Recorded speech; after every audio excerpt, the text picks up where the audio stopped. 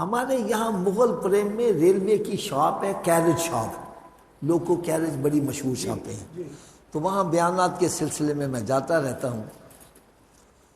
ایک نوجوان لڑکا مجھے کہنے لگا حافظ صاحب آپ ایک نسخہ بتلا کے گئے تھے کہ جو بندہ یہ سمجھتا ہے کہ میرے پاس اتنا وقت نہیں ہوتا کہ میں زیادہ درود پڑھوں، تو وہ جب گھر سے نکلے ڈیوٹی پر جانے کے لیے تو سارے راستے درود و سلامی پڑھتا رہے، واپس آئے درود و سلامی پڑھتا رہے، سودا لینے جائے درود و سلام پڑھتا جائے، واپس آئے درود و سلام پڑھتا ہے، رات کو لیٹا ہے نیند نہیں آ رہی، نہ فلمیں ڈرامے دیکھے نہ ناول ڈائجسٹ پڑھے، بلکہ سونے آقا صلی اللہ علیہ وسلم پر درود و سلام ہی پڑھتا جائے۔ کہنے لگا جی میں نے اس نسخے پر عمل شروع کر دیا۔ اللہ کرے ہم جو سنا کریں اس پر عمل بھی کیا کریں۔ یار عمل کی برکت سنو۔ کہنے لگا حافظ صاحب میں نے جب گھر سے نکلتا ڈیوٹی پر جاتا راستہ سارے درود پاک پڑھتا جاتا، اور پھر میں بیسیکلی کارپینٹر ہوں، کارپینٹر سمجھتے ہیں نا، ترخان۔ کہنے لگا میں ہاتھ سے کام کرتا رہتا، زبان سے درود پاک ہی پڑھتا رہتا۔ کہنے لگا مجھے درود پاک پڑھنے میں اتنا لطف آیا، اتنا مزہ آیا کہ میں نے دوست احباب سے مذاق مسخری، گندی باتیں، فضول گوئی چھوڑ دی، وہ وقت بھی میں نے درود پاک کو دے دیا۔ پھر کہنے لگا مجھے مزید مزہ آیا تو میں نے تاش، شطرنج، اڈی کھڈا، بارہ ٹینی، لڈو اور موبائل میں گیمیں کھیلنا چھوڑ دی، وہ وقت بھی میں نے درود پاک کو دے دیا۔ کہنے لگا مجھے مزید مزہ آیا تو میں نے فلمیں ڈرامے دیکھنے چھوڑ دیے، وہ وقت بھی درود پاک کو دے دیا۔ کہنے لگا حافظ صاحب ابھی چند دن گزرے مجھے سونے آقا کا دیدار بھی نصیب ہو گیا۔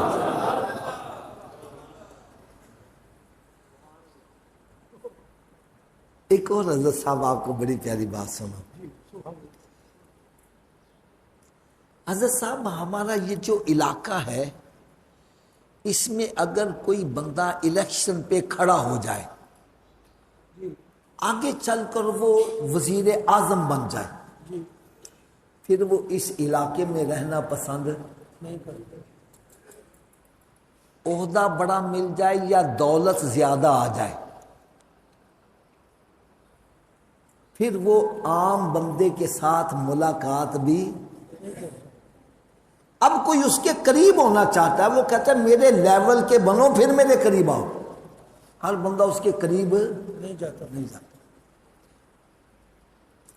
لیکن کروڑوں درود، کروڑوں سلام اس پیارے آقا صلی اللہ علیہ وسلم پر، جن کو رب تعالیٰ نے عہدہ دیا تو اتنا بڑا کہ اللہ تعالیٰ کے بعد اگر کوئی بزرگ ہستی ہے تو میرے آقا کی ذات اقدس ہے، اور دولت دی تو اتنی کہ خزانوں کی کنجیاں ہی عطا کر دی۔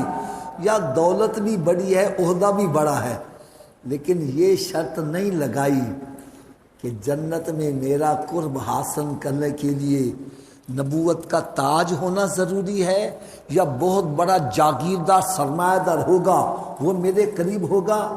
نہیں، شرط لگائی تو صرف اتنی، فرمایا تم رنگ کے کالے ہو یا گورے ہو، غریب ہو یا امیر ہو، بادشاہ ہو یا فقیر ہو، ارے فٹ پاتھ پہ رہنے والے ہو یا تخت و تاج کے مالک ہو، اگر جنت میں میرا قرب چاہتے ہو تو دنیا میں جتنا زیادہ مجھ پر درود پڑھو گے جنت میں اتنا ہی میرے قریب ہوتے چلے جاؤ گے۔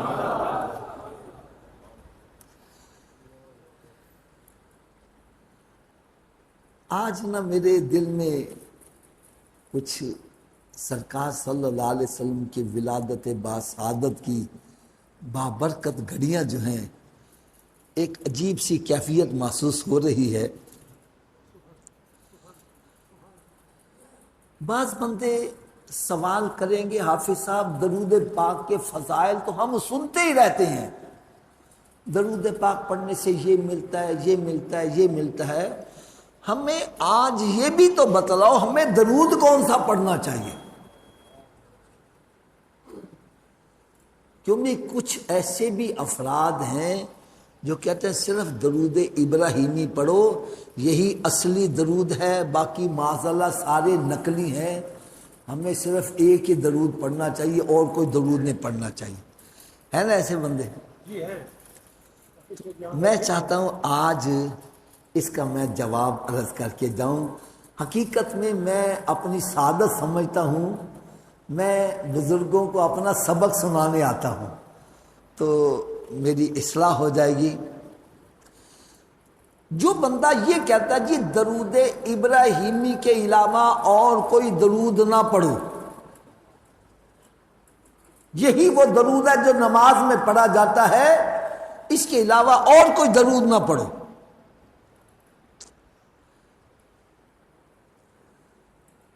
تو بھائی جو اتنا آپ سے کہے اس سے صرف اتنا سا سوال کر دو کہ بھائی درود پڑھا کس پر جاتا ہے. یہ مشکل سوال تو نہیں ہے. درود پڑھا کس پر جاتا ہے؟ تو ظاہر بات ہے اس کا وہ یہی جواب دے گا کہ محمد صلی اللہ علیہ وسلم. کس پر پڑھا جاتا ہے؟ یار آپ اسی وقت اس کا ہاتھ پکڑ لو. حضرت صاحب آپ تو ابھی کہتے تھے درود ابراہیمی کے علاوہ اور کوئی درود مت پڑھو، تو یہ صلی اللہ علیہ وسلم درود ابراہیمی ہے؟ نہیں سمجھ لیں گے بات. یہ جو تم صلی اللہ علیہ وسلم پڑھ رہے ہو کیا یہ درود ابراہیمی ہے؟ اگر میری بات نہیں سمجھ آ رہی میں آپ کو درود ابراہیمی پڑھ کے سنا دیتا ہوں. اللہم صلی علی محمد وعلی آل محمد کما صلیت علی ابراہیم وعلی آل ابراہیم انکا حمید مجید. اللہم بارک علی محمد وعلی آل محمد کما بارکت علی ابراہیم وعلی آل ابراہیم انکا حمید مجید. یار اب مسجد میں بیٹھے ہو، غلط بیانی نہیں کرنی، سچی بات کرنا. آپ نے آج تک کوئی ایسی کتاب دیکھی ہے جہاں سرکار کا نام نامی آئے تو درود ابراہیمی پورا لکھا ہو؟ بولو تو صحیح یارو. کبھی کوئی عالم دین دیکھا ہو جو بیان کے دوران جب سرکار کا نام آئے تو درود ابراہیمی پورا پڑھتا ہو؟ جو بھی بیان کرتا ہے وہ یہی کہتا ہے حضرت محمد صلی اللہ علیہ وسلم نے ارشاد فرمایا، حضرت محمد صلی اللہ علیہ وسلم نے ارشاد فرمایا. تو آپ اس سے کہو بھائی جب تم یہ کہتے ہو درود ابراہیمی کے علاوہ اور کوئی درود مت پڑھو تو تم صلی اللہ علیہ وسلم کیوں پڑھتے ہو؟ اور قرآن کہتا ہے یا ایھا الذین آمنوا لما تقولون ما لا تفعلون. اے ایمان والو وہ بات کسی کو کیوں کہتے ہیں جس میں خود عمل نہیں کرتے؟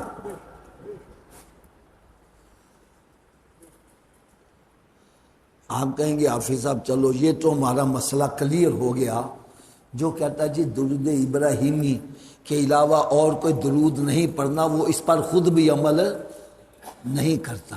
خود بھی عمل، ذرا تھوڑا سا اونچی آواز سے بول دو گے تو مجھے تسلی ہو جائے کہ میری بات آپ کو سمجھ آ رہی ہے. وہ اس پر خود بھی عمل، تھوڑا سا اور اونچی آواز سے. آپ کہیں گے حافظ صاحب چلو آپ ہی بتلا دو کون سا درود پڑھیں ہم. تو میں کہوں گا بھائی وہ درود پڑھو جس کا حکم قرآن مجید میں رب نے ارشاد فرمایا ہے. آپ کہیں گے جی قرآن مجید میں رب تعالیٰ نے کون سے درود کا حکم دیا ہے؟ تو آئیے اللہ رب العزت نے ارشاد فرمایا ان اللہ و ملائکتہ یصلون علی النبی، بے شک اللہ تعالیٰ اور اس کے فرشتے درود بھیجتے اوپر محمد صلی اللہ علیہ وسلم کے. آگے کیا ہے جی یا ایھا الذین آمنوا صلوا علیہ وسلموا تسلیما. اے ایمان والو تم درود بھی بھیجا کرو سلام بھی بھیجا کرو. تو جس میں درود و سلام آ جائے اس کو پڑھو، یہ منظور بھی ہے، مقبول بھی ہے، محبوب بھی ہے.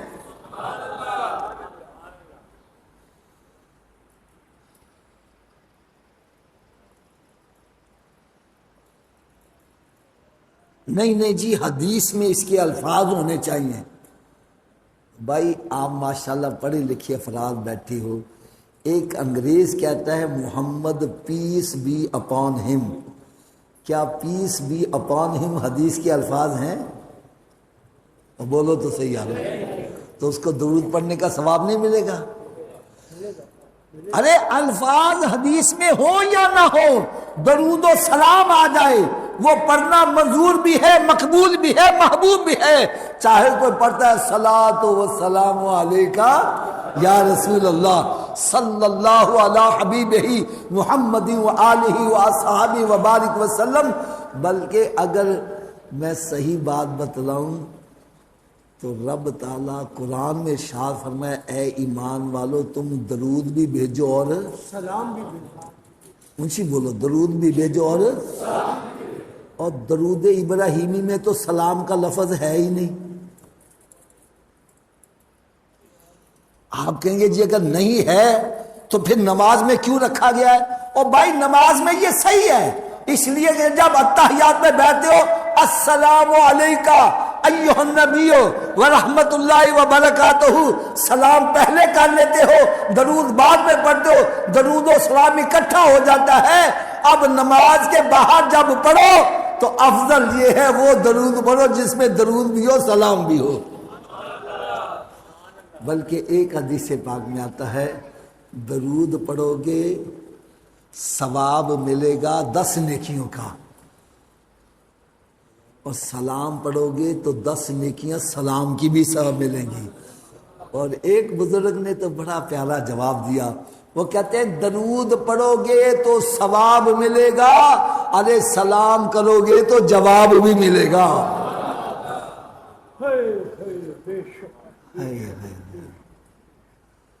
اچھا ایک بندہ مجھے کہنے لگا چلو حافظ صاحب یہ بھی مسئلہ کلیئر ہو گیا، کوئی کسی بھی زبان میں پڑھتا ہے ہزاراں درود تے ہزاراں سلام بروح محمد علیہ السلام، اس میں درود و سلام آ گیا تو پڑھنا جائز ہے، یہ ٹھیک ہو گیا، یہ تو کلیئر ہو گیا۔ لیکن حافظ صاحب یہ درود تاج کہاں سے آ گیا؟ جی درود تاج کہاں سے آ گیا؟ تو آؤ آج میں آپ کو اس کا بھی جواب عرض کروں۔ حضرت صاحب میں آپ سے پوچھتا ہوں بھائی آپ کے استاد کا نام کیا ہے؟ اگر ان کا نام محمد اسلم ہے تو اب یہ نہیں کہو گے کہ ان کا نام محمد اسلم ہے، آپ کہو جی میرے استاد محترم حضرت علامہ مولانا مفتی صاحب قاری صاحب حافظ صاحب، یہ القاب لگا کے پھر اس کا نام بتلاؤ گے۔ میں کہتا ہوں بھائی آپ کے پیر صاحب کا نام کیا ہے؟ اب پیر صاحب کا نام محمد اسلم ہے، یہ نہیں کہیں گے میرے پیر صاحب کا نام محمد اسلم ہے، بلکہ نام بتلانے سے پہلے کچھ القاب لگائیں گے، میرے پیر و مرشد، پیر طریقت، رہبر شریعت، واقف رموز و حقیقت، اور پھر جناب یہ سارا کچھ لگا کے پھر نام بتلائیں گے۔ یہ القاب کیوں بلکہ میں آپ کو بتلاؤں، آپ کبھی یہ اشتہار لگے ہوئے دیکھیں نا تو اشتہار کے اوپر بھی نام لکھنے سے پہلے کچھ القاب لگائے جاتے ہیں، لگاتے ہیں کہ نہیں لگاتے؟ کیوں لگاتے ہیں؟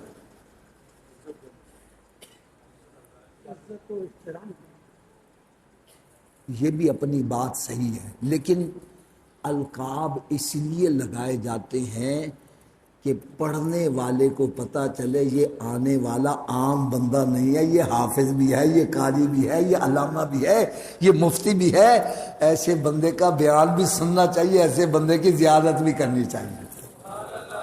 یہ القاب لگانے کا مقصد یہ ہے کہ دوسرے کے دل میں ادب و احترام پیدا ہو جائے، یہی مقصد ہوتا ہے نا جی۔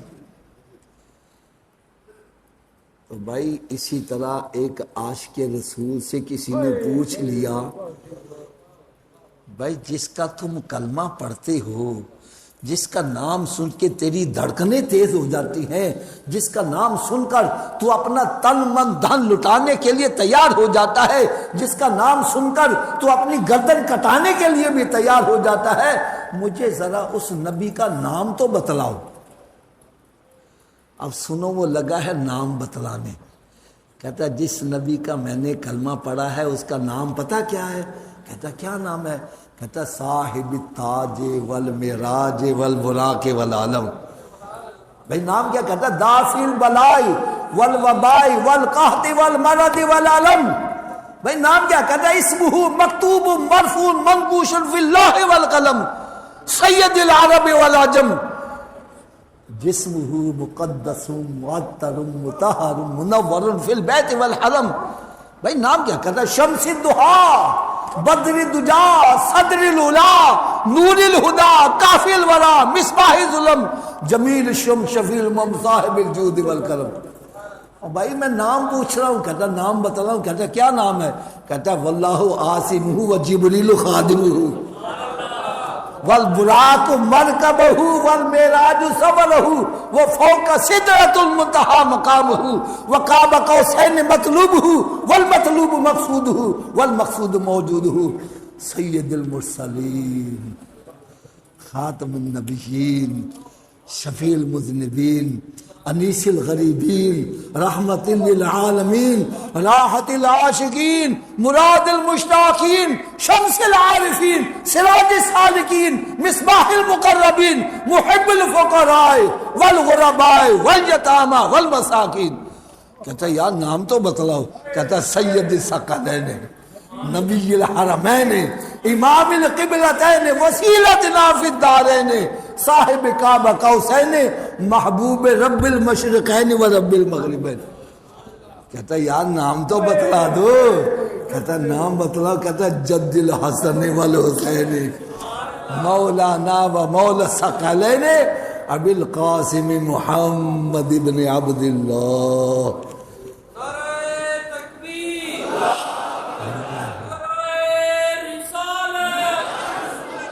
میں کہتا ہوں کسی نے روک دیا ہوگا ورنہ پتہ نہیں وہ کیا کیا القاب لگاتا ہی چلا جاتا ہے یار. ہائے ہائے ہائے ہائے ہائے. اور ایک بات میری اور کان کھول کے سن لو. ہم اپنے پیر و مرشد کے ساتھ اپنے استاد کے ساتھ جو القاب لگائیں وہ محبت میں لگا جائے. ہو سکتا ہے اس میں وہ صفت نہ پائی جاتی ہو. جی جیسے ہم لکھ دیتے ہیں مقرر شعلہ بیان, ہو سکتا ہے وہ شعلہ بیان نہ ہو لیکن محبت میں لکھ جاتے ہیں. لیکن یاد رکھو وہ خوبی نہیں جو میرے آقا میں نہ پائی جاتی ہو. اللہ اللہ. تو یار ہم کتنے خوش نصیب ہے, رب تعالیٰ نے ایسے نبی کا ہمیں امتی بنا دیا ہے. شکر خدا محمدی ہم کو بنایا امتی. ارے کس کو ملا یہ مرتبہ, صلی علی نبینا صلی علی محمد. اب میں آپ سے ایک چھوٹا سا سوال کروں گا, آپ حضرات نے مجھے اس کا جواب بغیر کسی ڈر خوف کے حق بات کرنی ہے, غلط بیانی نہیں کرنی. بھائی ایسے نبی کو خوش کرنا چاہیے کہ ناراض کرنا چاہیے؟ آواز کم ہو گئی ہے. ایسے نبی کو اچھا سرکار کو خوش کرنے کا طریقہ کیا ہے؟ سرکار صلی اللہ علیہ وسلم کو خوش کرنے کا میں آج طریقہ بتلاؤں آپ کو, عمل کر لو گے؟ میرے آقا صلی اللہ علیہ وسلم نے ارشاد فرمایا نماز میری آنکھوں کی ٹھنڈک ہے. نماز میری آنکھوں کی, نماز میری آنکھوں کی. اس حدیث پاک سے میں نے مطلب کیا اخذ کیا ہے؟ میں یہ سمجھا ہوں کہ سرکار صلی اللہ علیہ وسلم فرما رہے ہیں اے میرے امتی جب میں تجھے نماز پڑھتے دیکھتا ہوں میری آنکھیں ٹھنڈی ہو جاتی ہیں. اور بات بھی میں سچی کر رہا ہوں. حضرت صاحب آپ تہجد کے وقت اٹھیں چاہے استنجا پانی کرنے کے لیے, آگے آپ کا بیٹا جائے نماز پر نماز پڑھ رہا ہو, یار آپ کی آنکھیں کتنی ٹھنڈی ہوگی. اگر آپ کی ٹھنڈی ہو رہی ہے میرے آقا کی کتنی ٹھنڈی ہوتی ہوں گی. تو جب ہم نماز پڑھتے ہیں تو سرکار کی آنکھیں, یار سبھی نہیں بولو گے میں آگے نہیں چلوں گا. سرکار کی آنکھیں جب ہم نماز پڑھتے ہیں سرکار کی آنکھیں, جب ہم نماز نہیں پڑھتے چوریاں کرتے ہیں, ڈکیتیاں کرتے ہیں, شراب پیتے ہیں, زنا کرتے ہیں, ماں باپ کی نافرمانی کرتے ہیں, وعدہ خلافی کرتے ہیں, غیبتیں چغلیاں کرتے ہیں, رشتہ داریوں کو توڑتے ہیں، قطع رحمی کرتے ہیں، کیا سرکار کی آنکھیں پھر بھی ٹھنڈی ہوتی ہیں؟ اے میرے سنی بھائیوں، یہ دیکھو میرے ہاتھ بندے، خدا کے لیے جس نبی کا میلاد مناتے ہو اس نبی کی آنکھیں ٹھنڈی کرنے والے کام بھی کیا کرو، یہ نہ ہو میلاد تو سرکار کا منا رہا ہے اور آنکھیں ٹھنڈی شیطان کی کر رہا ہے۔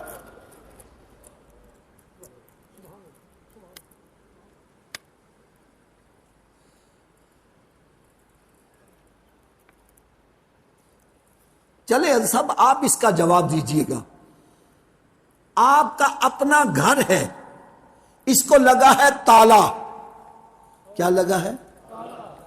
بغیر چابی کے گھر میں داخل ہو جاؤ گے؟ سب کی آواز نہیں آ رہی ہے۔ اگر بغیر چابی کے تو اپنے گھر میں نہیں جا سکتا تو بغیر چابی کے جنت میں کیسے چلا جائے گا؟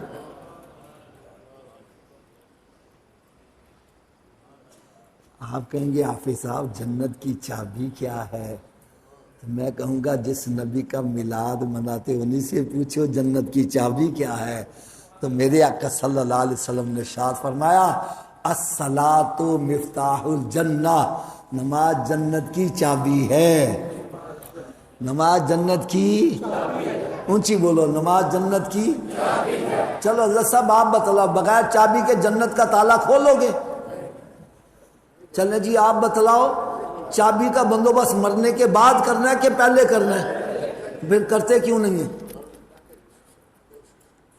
جب مسجد سے صدا کیا حیا علی الصلاۃ، آؤ چابی کے لیے، ارے کیوں بیٹھا گپے مار رہا ہے، کیوں بیٹھا فلمیں ڈرامے دیکھ رہا ہے، کیوں بیٹھا بے حیائی کے کام کر رہا ہے، کیوں بیٹھا کاروبار کر رہا ہے؟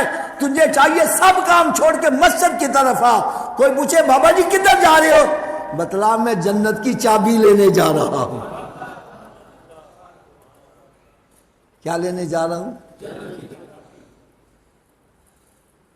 اگر آپ ناراض نہ ہو تو تھوڑی سی کڑوی سی بات بھی کہہ دیں، ناراض تو نہیں ہوں گے؟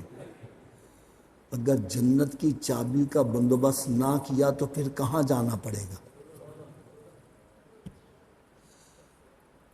کیا دوزخ کی آگ برداشت کر لو گے؟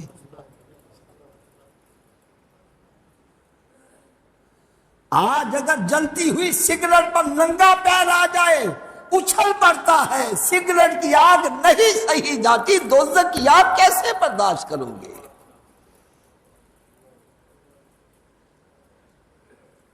حدیث مبارکہ میں آتا ہے جہنمیوں میں سے جس کو سب سے ہلکا عذاب دیا جائے گا اس کو دوزخ کی جوتیاں پہنائی جائیں گی اور اس کی گرمی سے اس کا دماغ اس قدر ابل رہا ہوگا جیسے ہنڈیا کے اندر پانی ابل رہا ہے۔